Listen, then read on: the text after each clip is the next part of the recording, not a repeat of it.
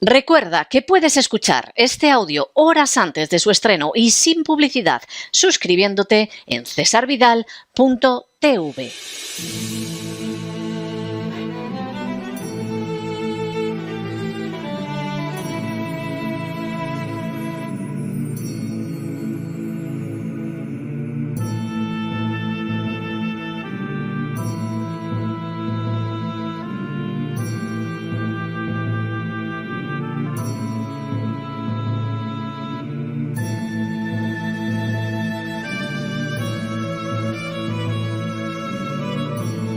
La Voz con César Vidal, desde el exilio.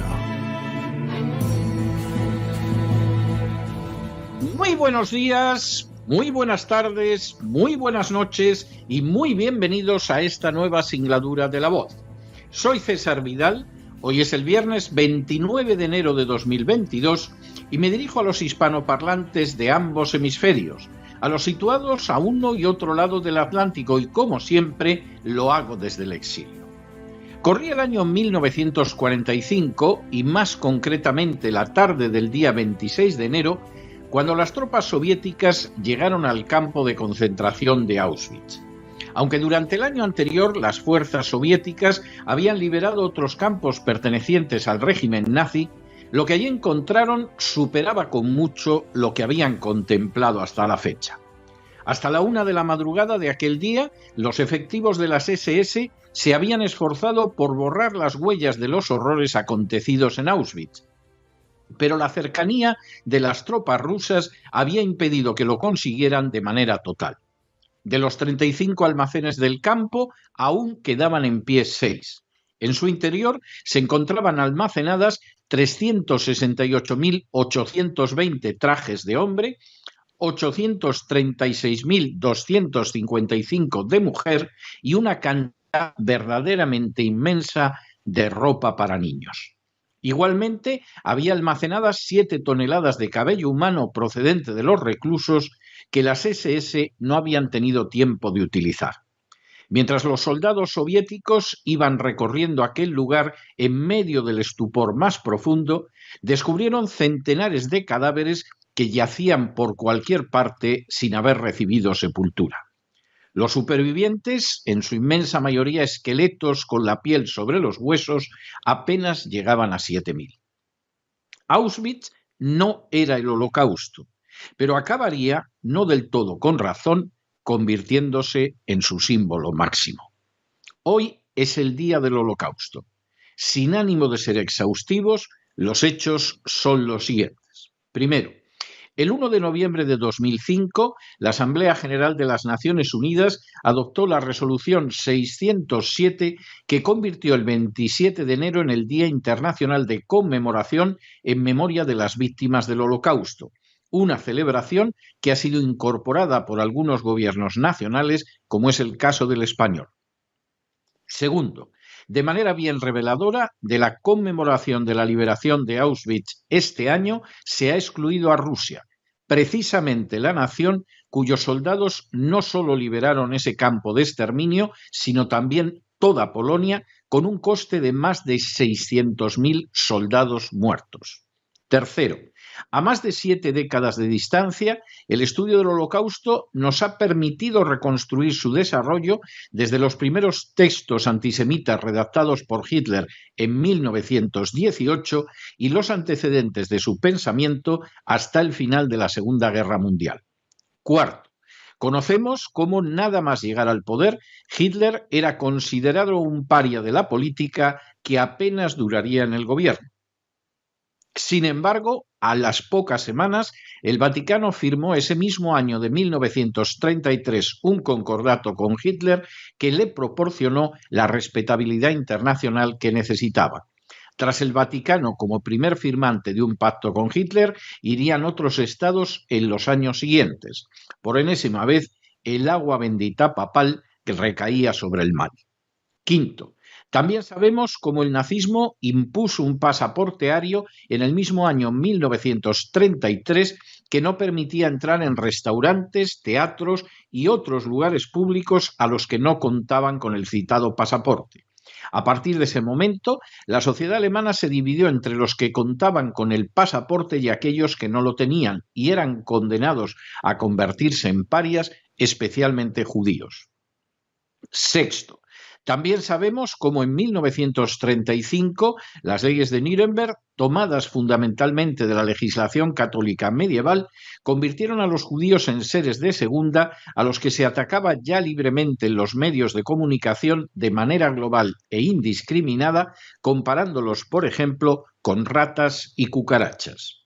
Séptimo, también sabemos cómo tras 5 años de no permitirles entrar en teatros o restaurantes por no tener el pasaporte ario, en 1938 los judíos fueron expulsados de la vida pública, académica, artística y mercantil, y se dieron pasos para que abandonaran el territorio del Reich, una labor, por cierto, en la que los nazis incluso estaban dispuestos a pactar con los sionistas ya instalados en Palestina a fin de que hacia allí marcharan los judíos alemanes. Octavo, también sabemos cómo en 1940 la producción nazi Der ewige Jude, el judío eterno, comparó los judíos con las ratas, facilitando así la idea del exterminio.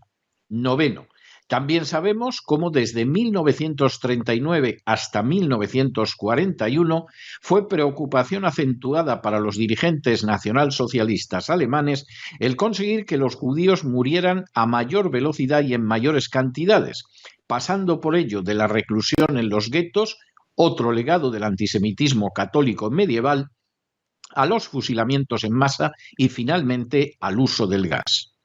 Décimo, también sabemos cómo la responsabilidad del Holocausto no recae exclusivamente sobre Alemania. A decir verdad, en realidad los protagonistas de la denominada solución final fueron en mayor proporción austríacos que alemanes. Por añadidura, hubo colaboradores entusiastas de los nacionalsocialistas alemanes en Hungría, la Francia de Vichy, Polonia y Ucrania, donde, por cierto, hoy en día son considerados héroes nacionales y se les honra con monumentos, nombres de calles y plazas y días de celebración nacional. Undécimo. También sabemos que en las naciones donde la población civil no se inhibió, sino que obstaculizó las deportaciones de judíos, éstas resultaron extremadamente difíciles, como fue en el caso de la protestante Dinamarca, que consiguió salvar a más del 90% de sus judíos. Por el contrario, en aquellos lugares donde un sector de la población, como en Polonia o Ucrania, colaboró en las deportaciones de los judíos, las muertes aumentaron de manera extraordinaria. Duodécimo. También sabemos incluso que para los aliados el destino de los judíos fue un objetivo secundario. Es cierto que, por ejemplo, tuvieron lugar canjes de reclusos por camiones, pero no lo es menos que si Roosevelt, siguiendo la advertencia de Churchill, hubiera bombardeado las líneas férreas que conducían a Auschwitz, decenas de miles de judíos y de gentiles hubieran podido salvar la vida. Y decimotercero, también sabemos que a 78 años vista, lo más importante no son todos estos datos, con los que lamentablemente no podemos volver hacia atrás la historia, sino las lecciones que podemos, debemos y tenemos que aprender del Holocausto para nuestro presente y nuestro futuro. Son no pocas las lecciones que hay que extraer de la terrible tragedia que fue el Holocausto. La primera lección es que el totalitarismo puede llegar al poder aprovechando las urnas. Así lo hizo Hitler, como anteriormente lo había hecho Mussolini. Igualmente podrían señalarse otros ejemplos más cercanos en la geografía y en el tiempo. Sin embargo, un gobierno que no respeta la legalidad y que incluso aprovecha las libertades para imponer el despotismo no es un gobierno democrático, sino un enemigo de la libertad por más que se envuelva en los cantos al progreso. Insistamos en ello. Se suele recordar a Hitler, pero su caso no es ni el único ni a día de hoy el más relevante. Donde la libertad, la propiedad, la cultura no están a salvo, ni pueden desarrollarse sin obstáculos ni censura, donde un gobierno puede arrancar sus posesiones a los ciudadanos, donde un ejecutivo puede pisotear impunemente la Constitución, nos hallamos en una sociedad que ya ha dado los primeros pasos hacia el drama. La segunda es que la persecución de los inocentes siempre va precedida por su denigración pública. Cuando los nacionalsocialistas alemanes crearon el pasaporte ario, que no permitía a los judíos entrar en cafeterías, restaurantes o teatros, cuando asemejaron a los judíos a ratas y cucarachas, cuando comenzaron a descargar su ira sobre los humoristas, cuando decretaron el boicot económico contra los judíos, cuando cerraron medios de comunicación, muchos pensaron que no era tan grave porque previamente la propaganda nacionalsocialista había reblandecido su capacidad de crítica. No era lícito, además, porque algunos judíos habían tenido un papel muy relevante en las revoluciones comunistas de Rusia primero y de Alemania y Hungría después. Era innegable también el papel más que destacado de los judíos en la Komintern y en el aparato represivo soviético. Sin embargo, al identificar a una pequeñísima parte con el todo, se produjo el triste y más que peligroso fenómeno que agudamente resumió un judío ruso al decir que lo que hacía el judío Trotsky lo acabaría pagando el judío Mermelstein. En otras palabras, la culpa de las atrocidades cometidas por algunos se arrojaron sobre millones que nada tenían que ver con ellos, y así, al final, la tragedia aniquiló a millones de inocentes. La satanización de los judíos, manifestada en la imposición de nombres injuriosos, en su exclusión de lugares públicos por no tener el pasaporte ario, en su representación como animales repugnantes del tipo de la rata, la cucaracha o el piojo, en el desprecio acentuado, en la negación de cualquier posible rasgo humano, en su asimilación con los peores miedos de la sociedad, fueron tan solo el inicio de un camino que acabó desembocando en las leyes discriminatorias primero y en la reclusión de los guetos y las matanzas en masa después. La tercera lección es que el doble lenguaje de los totalitarismos no debe ser pasado por alto, sino advertido. Como supo señalar magníficamente George Orwell, que aprendió el horror del comunismo durante la Guerra Civil Española, la guerra es presentada como la paz y la expansión como la contención. Por supuesto, los eufemismos se repitieron de manera que sobrecoge. La solución final, por ejemplo, era solo el término, si no bello, al menos neutral, que ocultaba un conjunto de medidas que acabarían en medio del horror más pavoroso con la vida de millones de judíos europeos. No fueron los nazis los primeros y a día de hoy no dejamos de observar la existencia de instancias donde se afirma que se busca la paz mientras se desencadenan golpes de Estado, maniobras de desestabilización o acciones armadas directas, o que prometen el bien del pueblo a la vez que lo hunden en la servidumbre y en la miseria, o que hablan de armonía y reconciliación buscando destruir por completo al contrario. No saber captar esa duplicidad constituye uno de los errores más costosos que se pueda imaginar. La cuarta lección es que la única posibilidad de enfrentarse con el totalitarismo es la defensa firme y resuelta de la verdad, de la libertad y de la justicia. El pacto con el totalitarismo ha podido tener un sentido en momentos muy excepcionales de la historia, pero la utilización de ese instrumento de acción de manera sistemática implica entrar en situaciones de extraordinario peligro cuyas consecuencias rara vez dejan de alcanzar el espanto. Los ejemplos recientes no son, por desgracia, escasos. Que Estados Unidos apoyara a los talibán afganos contra la Unión Soviética pudo parecer inteligente y algunos siguen jactándose de ello, pero semejante paso llevó directamente al 11 de septiembre y a los horrores actuales en Afganistán, Irak, ambas guerras perdidas, o Libia. Que Israel respaldara a Hamás en un momento dado con la idea de debilitar a la Organización de Liberación de Palestina pudo parecer una buena idea, pero el efecto de esa decisión sigue generando un sufrimiento brutal que ha recaído y recae sobre Israel y también sobre los palestinos. Que aliados de Estados Unidos, según revelaciones del general Wesley Clark, crearan ISIS como contrapeso de Hezbollah pudo ser considerado una genialidad, pero ha tenido como efecto directo una oleada de barbarie que se ha cebado sobre las poblaciones de Irak y Siria en general y sobre las cristianas en particular. que se oculte o se intente blanquear el nazismo expreso y la honra rendida a colaboradores de Hitler en la Ucrania de hoy en día significa un escupitajo sobre la sangre de aquellos que fueron asesinados en masa por los referentes políticos del nacionalismo ucraniano actual como Stepan Bandera. Que se hayan creado pasaportes públicos para impedir la entrada de sectores enteros de la población en determinados lugares implica copiar de manera literal una de las manifestaciones primeras y más peligrosas y odiosas del nazismo. Que se denomine ratas y cucarachas a determinados sectores sociales y se abogue por exterminarlos deja de manifiesto que se tiene el alma del nazi, aunque la ideología que se diga representar sea diametralmente opuesta. No todos los medios son moralmente lícitos, pero por añadidura tampoco acaban resultando prácticos en muchas ocasiones y no pocas veces tienen consecuencias perversas. El jugueteo con el totalitarismo acaba provocando antes o después baños de sangre, porque Maquiavelo solo hubo uno y, dicho sea de paso, eso no lo salvó en su día de verse detenido y torturado. La quinta y última lección es que el mal triunfa no porque haya gente como Hitler dando órdenes en la cúspide, sino porque hay personas de a pie ordinarias, normales, que las obedecen.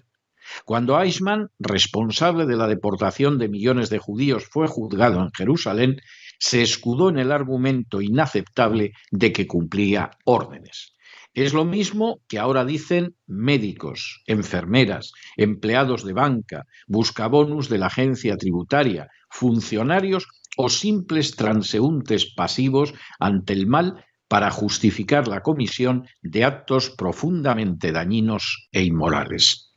Cuando un ser humano, en lugar de guiarse por la decencia y la integridad, apela al cumplo órdenes, abriga en lo más profundo de su ser un siervo de los nazis que quizá no emerja nunca o que quizá esté dispuesto a negar cuidados médicos a sus semejantes, a excluirlos de lugares públicos o a expoliarlos por cuenta del poder. Mientras no comprendamos esta verdad trascendental, siempre será posible la repetición del Holocausto, porque siempre habrá gente que ejecutará las peores atrocidades alegando que solo obedece órdenes. A 78 años de distancia, el recuerdo del Holocausto debe ponernos en guardia contra aquellos movimientos políticos que convierten a sectores enteros de la población en responsables de todos los males del mundo. Debe también advertirnos contra los que pretenden aislar a segmentos enteros de la sociedad apelando a motivos de sanidad literal o política. También debe recordarnos que una victoria en las urnas no es un cheque en blanco para destruir un sistema constitucional, que aquellos que empiezan atacando a humoristas o silenciando medios de comunicación o proscribiendo a escritores, más tarde o más temprano quemarán libros y llenarán las cárceles de disidentes, y que los que construyen barreras que separan a la gente, utilizando mitos nacionalistas, históricos, religiosos o raciales, constituyen un peligro contra la libertad cuyas consecuencias, como sucedió en el caso del nacionalsocialismo alemán, quizá no podemos ni imaginar. Y por encima de todo, tiene que ponernos en guardia contra aquellos que frente a la maldad no solo no oponen resistencia, sino que la respaldan alegando que se limitan a cumplir órdenes. El libro que los judíos llaman Bereshit y que los cristianos denominamos Génesis narra los reproches que Dios dirigió a Caín porque la sangre de su hermano Abel, derramada sobre la tierra, clamaba en su contra. Caín respondió a las acusaciones del Altísimo diciéndole que no era el guardián de su hermano. Hoy, en el día del Holocausto, deberíamos responder de manera exactamente inversa a como lo hizo Caín. Sí que somos guardianes de la vida, la integridad y la libertad de nuestros semejantes, y como tal tenemos que comportarnos si no deseamos que su sangre inocente clame ante Dios en contra nuestra. Pero no se dejen llevar por el desánimo o la frustración, y es que a pesar de que los poderosos muchas veces parecen gigantes, es solo porque se les contempla de rodillas, y ya va siendo hora de ponerse en pie. Mientras tanto, en el tiempo que han necesitado ustedes para escuchar este editorial, la deuda pública española ha aumentado en cerca de 7 millones de euros y buena parte de ello es para llenar los bolsillos de canallas que obedecen órdenes absolutamente criminales y se escudan en que simplemente obedecen órdenes. Muy buenos días, muy buenas tardes, muy buenas noches. Les ha hablado César Vidal desde el exilio. Que Dios los bendiga.